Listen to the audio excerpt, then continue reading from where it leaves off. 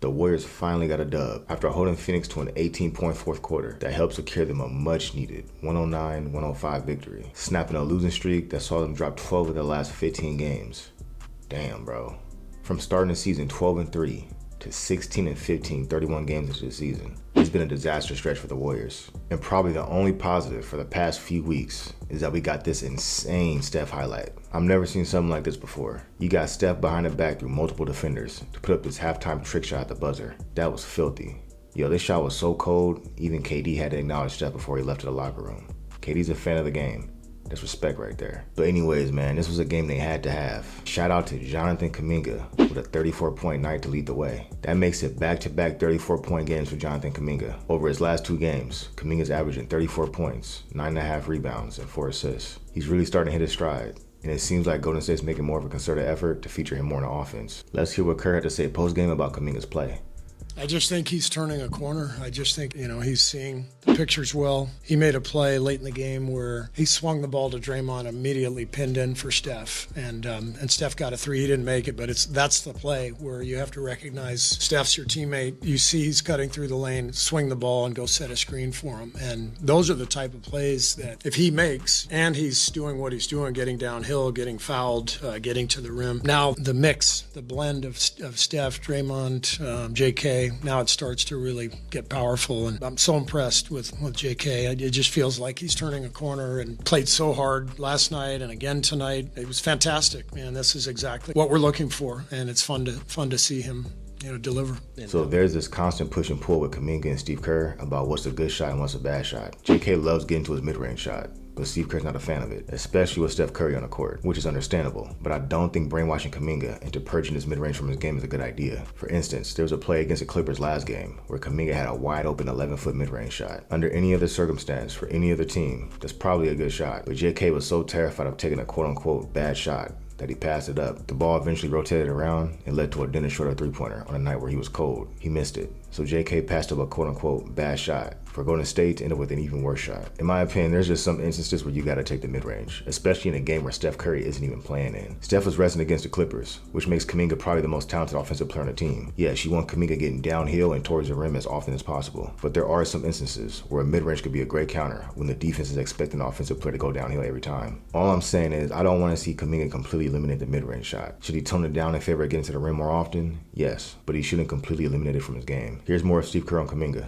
Feels like you've gotten him on facing centers in kind of space the last 2 nights, Zubac and even Plumlee tonight. I mean, how much do you want to try to get him into those actions where he's going at bigs in space? For sure, yeah, we're trying to do that. I think what I like is that he's not settling for the 17-foot pull-up. He's trying to get to the rim, and then if it's not there, he's kicking it out. And then late clock, he's one of the few guys who can create a shot. That's where that mid-range shot comes into play. So I just think the process is better overall for him. I've noticed Kuminga's gotten more accustomed to playing within the system. He's playing a lot better off of Steph, and it seems like that chemistry is really starting to blossom. JK is also doing a better job moving the ball quickly if there's no advantage. I think Steve Kerr calls it the .5 basketball. That's when you catch the ball, they want you to make a decision in half a second, either dribble, pass, or shoot. So it's good to see that JK is way more comfortable in the offense, and it's also great to see that the Warriors are featuring him way more. Kuminga's a mismatch against certain matchups, mainly when his defender is too small or is a big man. Against smaller opponents, he could bully him right down to the paint and just go right through him for a layup. Here's an example of him doing exactly that to Tyus Jones. Tyus Jones runs about 6 foot, 175. He doesn't stand a chance, bro. The other opportunities Kuminga could take advantage of is when there's a slow-footed big man guarding him. Last game against the Clippers, he absolutely destroyed Zubac. He put his head down, challenged his lateral quickness, and went right at him. He had Zubac backpedaling off balance trying to keep up, which gave him a way easier angle to finish. In this game against Phoenix, he had Mason Plumlee in hell. Between his footwork and explosion getting downhill, it's just no way big men like Zubac and Plumlee can stay with him. Here's what Draymond had to say post-game about featuring Kuminga more. The breakthrough moment for Kuminga, but where are you at on him, especially after the last 2 nights? Same place I've been. One of the most talented guys on this team by far. And we just need him to stay that aggressive. When he's on the court, we're going to feature him. It's on him to do the rest, and he's doing that. And he's more than capable. And he'll continue to get better, and he'll continue to do more. How committed do you guys need to remain to, like you said, featuring him? We're always committed to that. Say he's on the floor with me, even when he's on the floor with Steph. We're all looking for him. Like, it's not just like it's one of us guys who doesn't shoot the ball as much. When he's on the court, we all want to get him the ball. It's on him to keep that mindset to come get the ball. And it's on him, no matter what happens, Continue to try to score the basketball. You know, he had 3 assists tonight. That's cool. If I'm honest, we don't need him to have much more than that. Go score the basketball. And that's what he's doing for us. Kuminga had 2 clutch free throws at the end of the game, which he admitted had him a little nervous. How big did those free throws feel down the stretch? It felt great. I missed a couple, you know.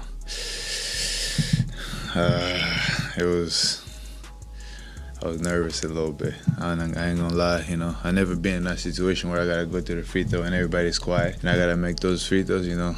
And I'm glad and lucky I made those too. So yeah, man, this has been a really solid stretch for Kuminga. I think he's really starting to find himself. And the Warriors, and Steve Kerr especially, seem to be putting more trust in him. These last few games have reinforced to me that you can't trade Kuminga for Cam Johnson. I'm sorry, I just can't make that trade. Cam Johnson's a really good player, and he will be nice on the Warriors. But if the price is Kuminga, I think you're gonna regret that trade. Now, I know we've been saying this for like 3 or 4 years, but I truly believe Kuminga's turning the corner, and I think he's coming.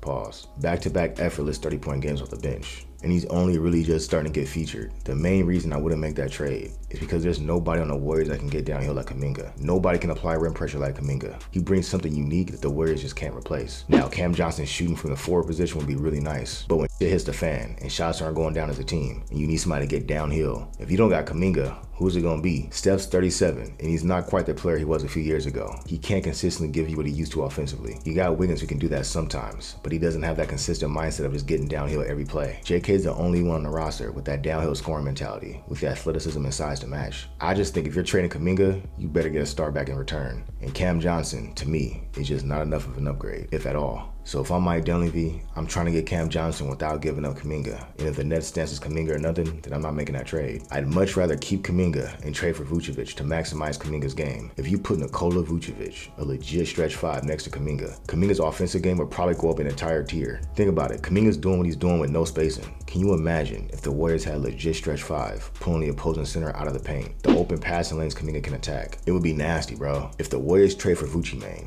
his spacing at the 5 will allow Kuminga to seamlessly play the 3 next to Draymond at the power forward. Between Nikola's added offense, Looney's steadiness, and TJD's improved play, the Warriors will be set at center. Here's what a hypothetical trade for Vucevic could look like. GP2, Buddy Hield, and Moses Moody for Nikola Vucevic and Torrey Craig. First off, Buddy Hield is reaching unplayable territory right now. He has not been good for a while. I believe he's still shooting 40% from 3 for the season, but that's purely because of his insanely hot start to the season. He has not been consistent hitting his shots as of late, and his minutes are starting to dwindle. If he's not hitting his shots, it could look rough out there for him. So if he's needed that salary filler to make this trade work, I'm doing it. The Warriors are also adding GP2 and Moody. GP2 because he's an expiring contract. And as for Moses Moody, I mean, Kerr don't play him, bro. Like, I think he's a good young player, but if Kerr's not gonna play him, we may as well get somebody back that can play. Now, as for draft compensations, the Warriors might have to send a few second-round picks. In return, the Warriors are getting Vucevic and Torrey Craig, who's a 6'7" wing that's a vet and plays defense. So your depth chart will look something like Curry, Wiggins at the 2, Kuminga at the 3, Draymond at the 4, and Vucevic at the 5. You can now move Dennis to the bench.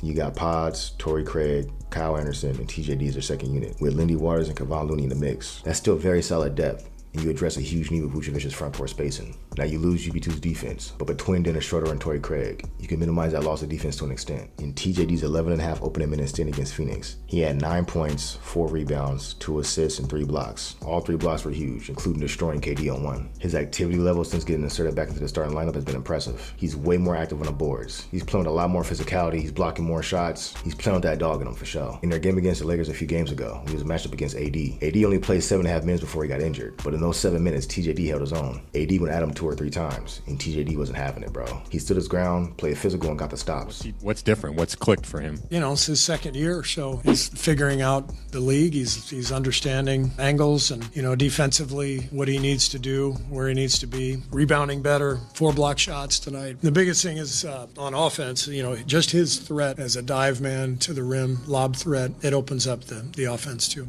All right, let's talk about Dennis Schroder, who can't buy a shot right now. In his 6 games so far in Golden State, he's averaging 8.7 points, 4 assists, and 1.7 rebounds. He's shooting 28% from the field and 17% from 3, with a 37.6 true shooting. And he went 1 of 7 from 3 against Phoenix. But the one he did make was the one they needed most, the biggest shot of the night. Obviously, Dennis Schroder's been struggling, but you can't tell me Dennis Schroder's a 17% three-point shooter. He's obviously going through a shooting slump. He'll come around eventually. He's a pick-and-roll player operating with no spacing around him. When he was with the Nets, the floor is a lot more spaced. So now he has to adjust to a new team that runs a different offense and has very little floor spacing. It's tough, bro. As Kerr said, this is basically Genesis training camp. But anyways, that's all I got for y'all, man. If I entertained you, you learned something new, do me a favor, hit that subscribe button.